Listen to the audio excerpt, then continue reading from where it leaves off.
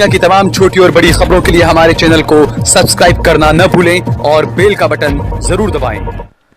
लगता है तीनों कृषि कानून प्रधानमंत्री मोदी के गले की वो हड्डी बन चुके हैं जिसे अब वो न निगल पा रहे हैं न उगल पा रहे हैं, क्योंकि तीनों काले कानूनों को वापस लेने में सरकार के सामने सबसे बड़ा धर्म संकट है अडानी ग्रुप द्वारा कृषि सेक्टर में भारी भरकम निवेश और मोदी से अडानी की करीबी।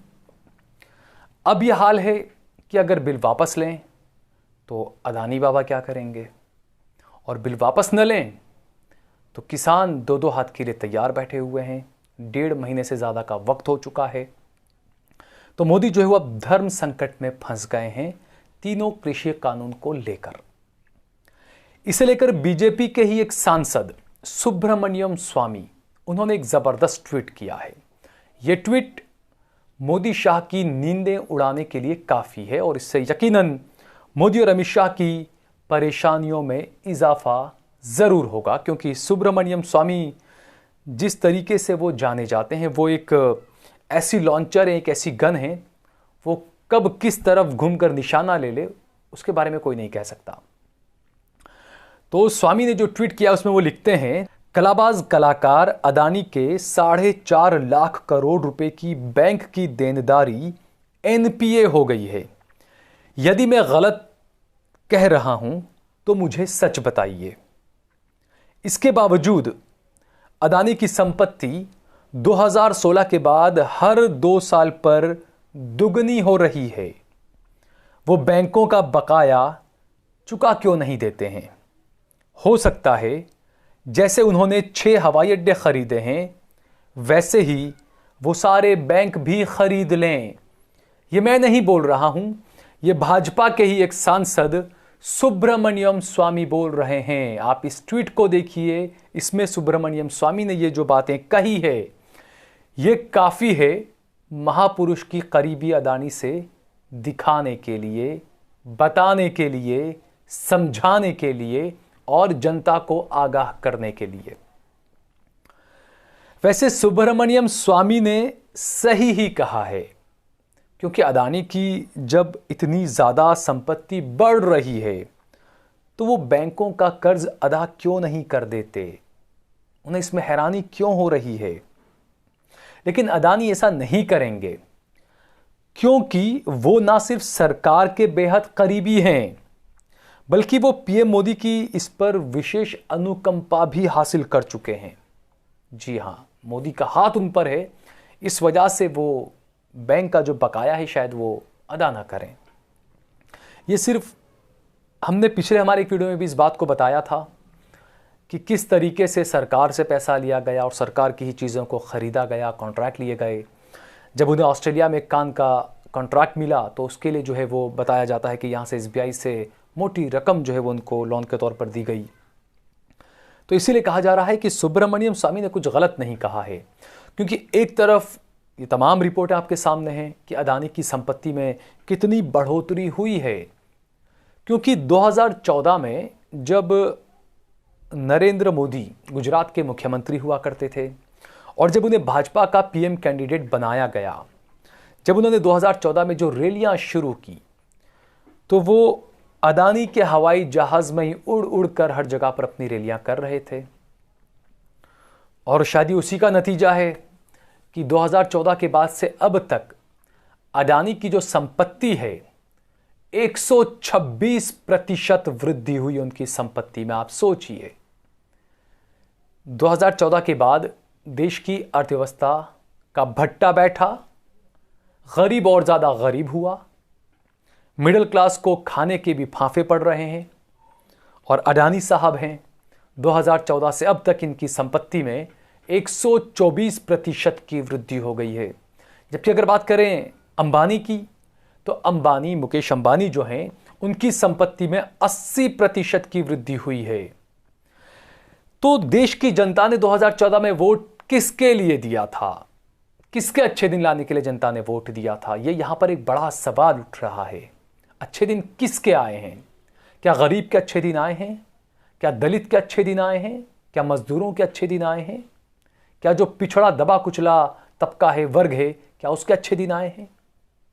ये हम सभी के सामने हैं कि अच्छे दिन किसके आए हैं। मोदी जी ने कहा था अच्छे दिन आएंगे, और ये वो अदानी के हवाई जहाज में सवार होकर बोलते थे अच्छे दिन आएंगे। तो ये तो हमें सोचना चाहिए कि अच्छे दिन किसके आए, क्यों आए, कैसे आए, किसके सहारे से आए। दूसरा, इंडियन एक्सप्रेस ने एक रिपोर्ट में खुलासा भी किया था कि 2019 में सरकार के सब कुछ बेचो अभियान के तहत देश के हवाई अड्डे अदानी को दिए गए।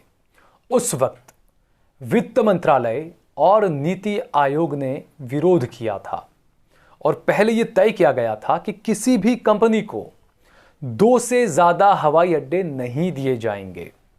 लेकिन महापुरुष की अनुकंपा थी कि इस पॉलिसी पर ध्यान नहीं दिया गया, और 2 से ज्यादा 6 हवाई अड्डे जो है वो अदानी को दे दिए गए, और वो भी पूरे 50 सालों के लिए। ये हवाई अड्डे हैं अहमदाबाद, बेंगलुरु, लखनऊ, जयपुर, गुवाहाटी और तिरुवनंतपुरम। ये वो 6 एयरपोर्ट हैं, 6 हवाई अड्डे हैं जो अदानी को दे दिए गए। अगले 50 साल तक इन 6 हवाई अड्डों पर अदानी का कब्जा रहेगा। तो सवाल उठना लाजमी है, एक तरफ आप तमाम खाने खरीद रहे हो, एक तरफ आप हवाई अड्डे ले रहे हो कॉन्ट्रैक्ट पर, दूसरी तरफ आपका बैंक का जो एनपीए है, कैसे हो गया ये सब? तो क्या देश इसकी कीमत चुका रहा है कि देश की जनता ने 2014 में, 2019 में प्रधानमंत्री नरेंद्र मोदी पर भरोसा किया? क्या उसकी कीमत देश को चुकानी पड़ रही है? ये बड़ा सवाल है, क्योंकि जैसा हमने बताया कि महज 2014 से 2020, ये महज 6 साल जो मोदी का कार्यकाल रहा, महज 6 साल के अंदर अदानी की संपत्ति 124% आखिर कैसे बढ़ गई? जब नीति आयोग ने और वित्त मंत्रालय ने आपत्ति जताई, उसके बावजूद 6 एयरपोर्ट अदानी को कैसे दे दिए गए? इसमें यह भी कहा गया था कि एयरपोर्ट किसी ऐसी कंपनी को ना दिया जाए जो सही से काम न कर सके, रख रखाव वो जो चीज़ें होती तमाम वो कहीं पीछे न हट जाए, या ऐसा ना हो कि उसमें देरी कर दे। ये भी उसमें चीज़ें शामिल की गई थी। और हुआ क्या, जब ये कॉन्ट्रैक्ट दिए गए, अदानी को 6 एयरपोर्ट के कॉन्ट्रैक्ट मिल गए। उसके बाद कोरोना की आड़ में अदानी ग्रुप की तरफ से लिखा गया कि जो एयरपोर्ट हमें हैंडओवर करेगी भारत सरकार, वो एयरपोर्ट हमें अभी हैंडओवर न किए जाए, हम 2021 में वो एयरपोर्ट लेंगे। लेकिन सरकार की तरफ से ये कहा गया कि नहीं, आपको नवंबर 2020 तक जो है वो एयरपोर्ट ले लेने होंगे। उसके बाद 3-3 करके जो है वो अदानी एयरपोर्ट ले लिए। लेकिन यहां पर ये सवाल उठना लाजमी है कि आखिरकार आपकी संपत्ति में दिन दुगना रात चुगना जो वृद्धि हो रही है, आप देश के सबसे अमीरों की फहरिस्त में कदम दर कदम आगे बढ़ते जा रहे हैं। तो यहां पर यह सवाल उठता है कि आपके पास अगर इतनी संपत्ति है, इतना पैसा है, और जब आप पर इतने सवाल उठ रहे हैं कृषि कानूनों को लेकर, जिस तरीके से किसानों ने जो बायकॉट का ऐलान किया हुआ है अदानी और अंबानी का, तो ऐसे में जो राष्ट्रवाद का चोला पहनकर जो जनता से वोट मांगते हैं, जो प्रधानमंत्री, उन्हीं प्रधानमंत्री को होना चाहिए कि वो अदानी और अंबानी को कहें कि भाई देश का जो पैसा है, जो बैंकों से आपने लोन लिया है, जिसे एनपीए में जिसे डाल दिया गया है,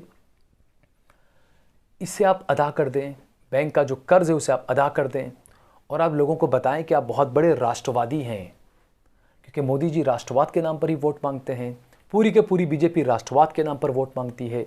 तो ये देश का पैसा हुआ ना। तो अदानी और अंबानी को ये होना चाहिए कि भाई आप देश की जनता जो आपसे काफ़ी नाराज़ है, जो किसान नाराज़ हैं, उनको आप बताएं कि आप राष्ट्रवादी हैं, जो बैंक का जो पैसा है, जो बकाया है, उसकी अदायगी करें आप। लेकिन आप ऐसा नहीं करेंगे, क्योंकि जैसे प्रधानमंत्री नरेंद्र मोदी जो कहते हैं कि हम कानून वापस नहीं लेंगे, उनके मंत्री कहते हैं हम कानून वापस नहीं लेंगे, तो ऐसे अदानी भी तो यही कहेंगे, नहीं हम नहीं लौटाएंगे, क्योंकि अनुकंपा है यहाँ पर महापुरुष की उन पर। तो देश को आखिरकार किस तरफ ले जाया जा रहा है, किस तरीके से अच्छे दिन का लॉलीपॉप दिया गया और उसके बाद में देश की हालत क्या है। ये एक बीजेपी के पास में कहने के लिए बहुत अच्छी ये चीज़ है कि भाई कोरोना काल है, इस वजह से पूरी दुनिया की अर्थव्यवस्था का भट्टा बैठा हुआ है। लेकिन कोरोना से पहले भी देश की अर्थव्यवस्था बहुत ज़्यादा नीचे गिर रही थी, बेरोज़गारी लगातार बढ़ रही थी। कोरोना की आड़ लेने की ज़रूरत नहीं है। कोरोना से 6-8 महीने पहले भी देश की अर्थव्यवस्था का यही हाल था। लेकिन इन सब के बावजूद अदानी और अंबानी की प्रॉपर्टी, उनकी संपत्ति जो है वो लगातार बढ़ती गई। वो किसके करीबी हैं ये पूरी दुनिया जानती है। तो देश की जनता को अब देखने की, समझने की ज़रूरत है कि जो आपके असली मुद्दे हैं, रोटी, कपड़ा, मकान, स्वास्थ्य सेवाएं, पढ़ाई, शिक्षा, ये आपके असली मुद्दे हैं। लेकिन आपको उलझा दिया गया है लव जिहाद में और हिंदू मुसलमान की डिबेट में। आपको इन सब से बाहर आना होगा और आपको समझना होगा कि इस देश में क्या हो रहा है। क्योंकि शायद जिस तरीके के जो हालात बन रहे हैं उससे अब यही लगता है कि जिस तरीके से किसान सड़कों पर बैठे हैं, मैंने इससे ठीक पहले कहा था कि देश को एक बड़े आंदोलन की जरूरत है, अहिंसक आंदोलन जिसमें हिंसा ना हो। बड़े पैमाने पर लोगों को सड़क पर उतरना होगा, विरोध प्रदर्शन करने होंगे, तभी ये तमाम चीजें बच सकती है। क्योंकि जब एक किसान के ऊपर एक लोन होता है, उसका एक ट्रैक्टर का भी जब लोन होता है, तो बैंक के लोग उसके घर जा जाकर उसको परेशान कर देते हैं, उसको आत्महत्या करने के लिए मजबूर करते हैं। उसके ऊपर लोन होता है कितना? 40,000, 50,000, 1 लाख, 2 लाख। जबकि जो साहब के जो मित्र हैं, लाखों करोड़ रुपए के उन पर लोन होते हैं, हजारों करोड़ रुपए के उन पर लोन होते हैं। लेकिन उनके यहाँ पर जाने की किसी बैंक के अधिकारी की या किसी की हिम्मत नहीं होती, क्योंकि साहब की अनुकंपा उस पर है। तो अगर आपको हमारा ये वीडियो पसंद आया हो तो इस पर कमेंट करिए, इसे लाइक करिए, इसे ज़्यादा से ज़्यादा शेयर करिए। अगर आपने हमारा चैनल सब्सक्राइब ना किया हो तो हमारे चैनल देश लाइव को ज़रूर सब्सक्राइब करिए। आप देख रहे हैं देश लाइव, देश की आवाज।